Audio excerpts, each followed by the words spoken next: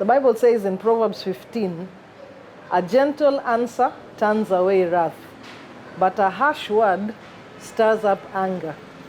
Now I'm saying and reading this verse because I have a challenge with the way in which we speak as Kenyans, especially during times of apparent competition, in this instance, elections. Just check out your news feed, whether ni TikTok, news on television or YouTube. Our conversation and our vocabulary goes like this. Familiar words: clinch, oust, adversarial, I don't know adversarial, battlefield, kivumbi 2022. Sasa kama tukiwa tunatarajia kivumbi and we are thinking of clinching things, ousting others, and the places where we are doing well we call strongholds. These words are harsh and they cannot then evoke gentleness. Just watch when we are interviewing people about what their expectations are.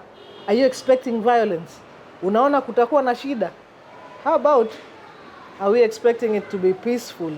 How about speaking life and speaking peace? Gentle words.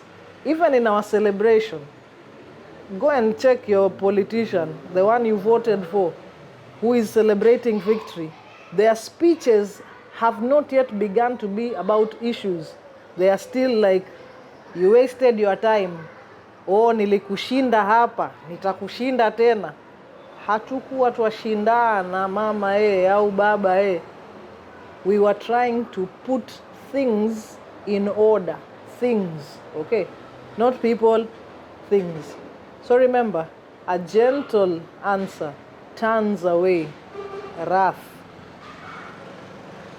but a harsh word evokes it. Let's retrain ourselves in gentle, polite vocabulary. Ni hayo tu.